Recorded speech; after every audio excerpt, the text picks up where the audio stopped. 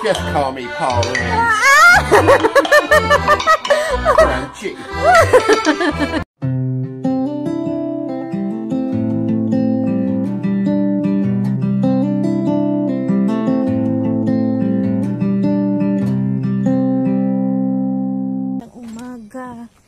Sobrang init na. Tinanghali ako ng gising guys kasi anong oras na ako natulog kagabi?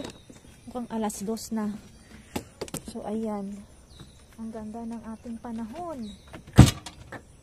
So magdidilig muna tayo guys kasi bago talagang tuluyang uminit na ang araw, kailangan natin magdilig kasi itong mga halaman dito. Hoy, wag mo akong kagatin.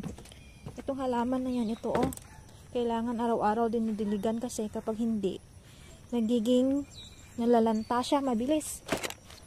Si husband pala, binilhan na niya ako ng hose. Ayan. So, hindi na tayo mahirapan magdilig. Ayan. Bubuksan lang natin dito yung ating set. Ayan. Ganito yung faucet niya. Parang poso. Iangat mo lang siya. Ganyan. Yan. Gagana na siya. So, ito yung hose.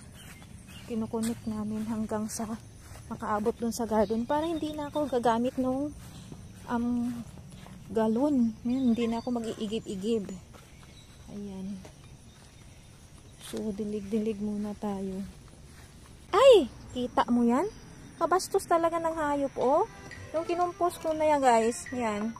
Nilalagay ko dyan sa tawag nito. Dito sa mga container na ganyan para mabilis mabulok. Nilalagay ko ng tubig bigas. Ito naman, siguro sinira ng raccoon yan.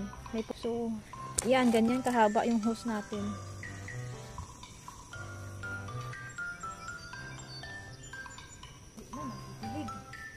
Kasi kapag hindi, pag mamaya pa ako magdilig ng hapon, may midweek service kami sa church, kaya hindi ako pwedeng magdilig mamaya at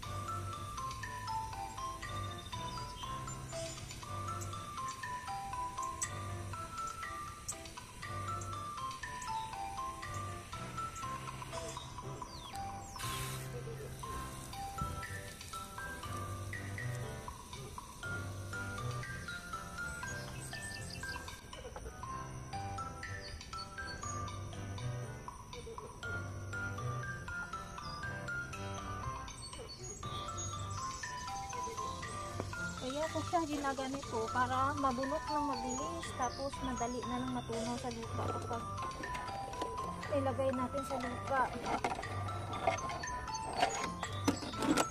Ayan yung mga gulay sa loob na nasisira na. So, ginagawa kong compost para pataba.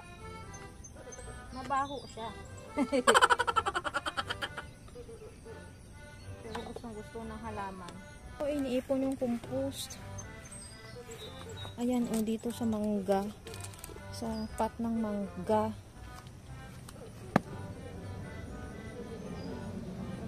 Para hindi mamaho. Siyempre. Para kapag next year magtatanim tayo, madami na tayo yung lupa natin. Hindi na natin kailangan ng pataba kasi puno na ng compost. Ganyan yung nangyari dito sa mga kamatis na to eh. Kaya mataba yan, wala ng abono. Ay, hala! Tingnan nyo yung sunflower ko, nag-bloom na. Ay, kaganda-ganda, oh. Nag-bloom na ikaw.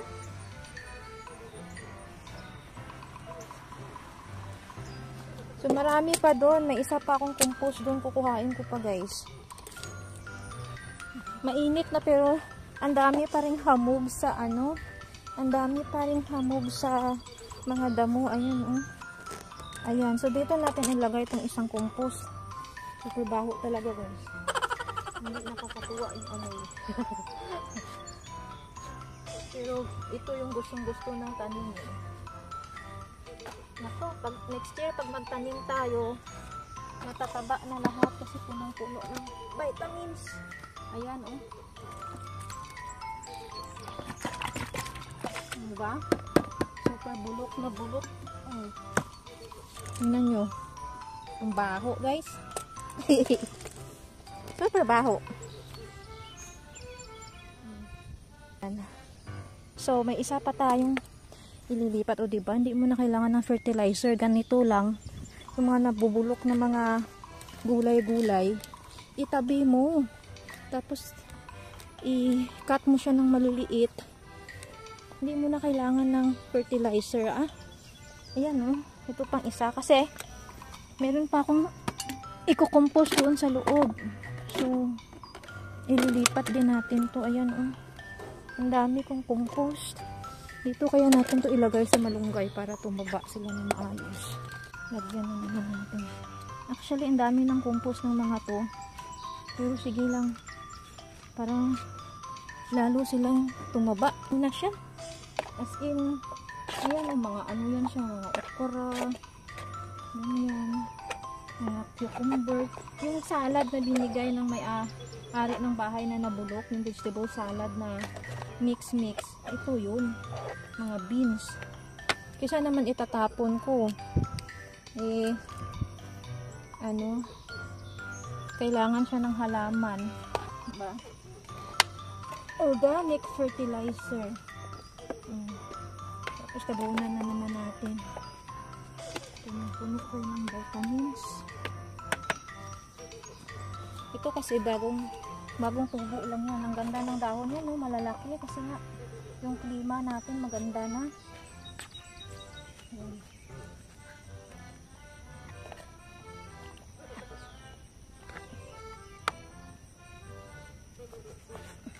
Lagyan din natin dito. Yan ang mga ginagawa ko sa buhay. Tiisin ang mabaho. At kailangan ng tanim. Itong mangga, tumubo kasi dito. Hayaan ko na lang siguro yan. Kawawa naman. Ayan. Grabe. Grabe yung vitamina ng lupa na yan. Ayan, nakikita nyo yan. Inipon ko na naman compost yan. So, ilalagay natin doon dito sa ating tawag nito. Para mabulok siya. May mga apple, may mga itlog. Yan, balat ng saging, talong, balat ng sibuyas, sayote, lettuce. So, hindi ko alam kung anong hinahabol ng raccoon dito. Bakit niya binubuksan to? Ang baho-baho. Nakakayanan niya ba yung amoy? Basta lahat ng gulay na hindi na mapatunubangan kagaya nito. Yung green beans, nasira na. Ayan. Lagay ko lang siya dyan. Hindi ko na makat. Dapat kinat ko na. Sige lang. So ito, hugasan natin to kasi pag hindi natin hinugasan, syempre, mangangamoy. Amoy langaw. Ay, amoy bulok. Lalangawin. Ayan.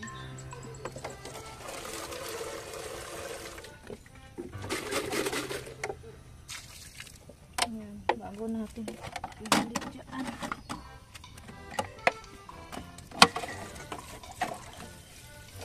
Maganda kasi mas mabilis siya mabulok, mas mabilis siya makompose kapag binabad mo muna sa tubig, parang binuro mo bago mo ilagay sa lupa. Takpan natin to kasi para hindi pasukan ng langaw, kasi pag pinasukan ng langaw, magkakauod yan. Siyempre, ayoko naman may uod yung ko ba. Ayan, so gusto ko sana mag-mount up ng patatas kasi nga may mga may mga lupa na kaming nabili doon, pero sobrang init na. Baka sa susunod na araw na lang. Hoy! May pumasok na namang bag. Labas ka dyan! Kaya kayo namamatay kasi pasok kayo ng pasok dito sa loob na. Labas! Itong talbos, sa dami ko ng talbos, hindi ko na alam kung itatanim ko pa ba yan ngayon or itatapon na lang kasi ang dami na. Ang dami ko ng kamote. Dati namumroblema ako, 'di ba? Kung paano ako magkaroon ng kamote na itatanim. Ngayon, nag-umpisa lang yan sa 3 piraso na laman. Dumami sila. So, hugasan lang muna natin, guys. Tapos papakuluan natin kasi kapag nagluluto talaga ako ng fried chicken, sabi ko nga, pinapakuluan ko siya para kapag iprito, na siya talaga ba?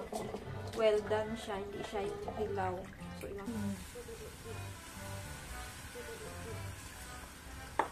pati loob.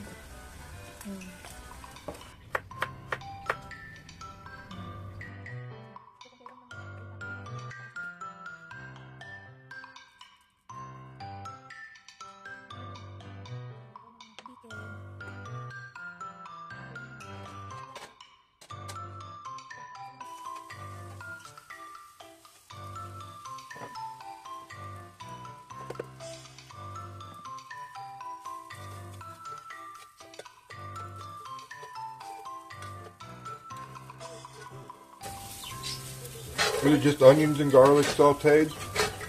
And then the rice is dumped in with cabbage and carrots and soy sauce? Yep.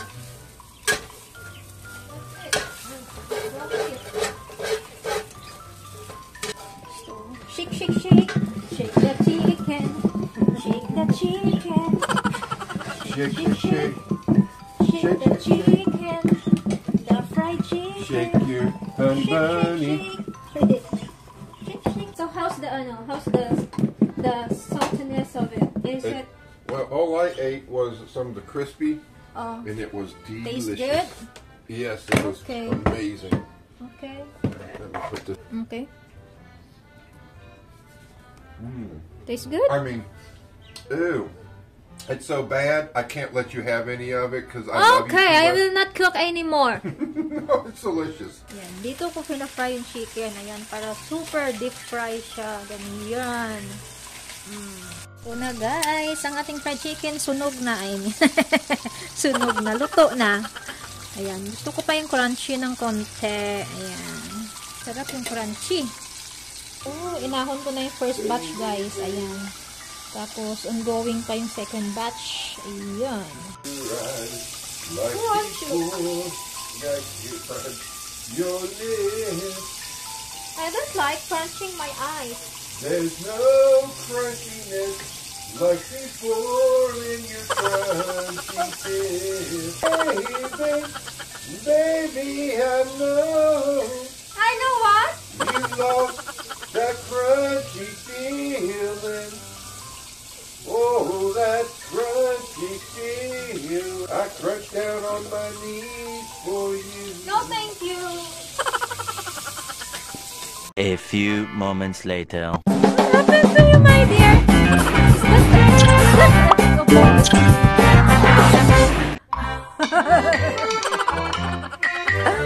Just call me Pauline. Look at your face. Now I need some help. Bading na. You're bading now? You're bading? Okay.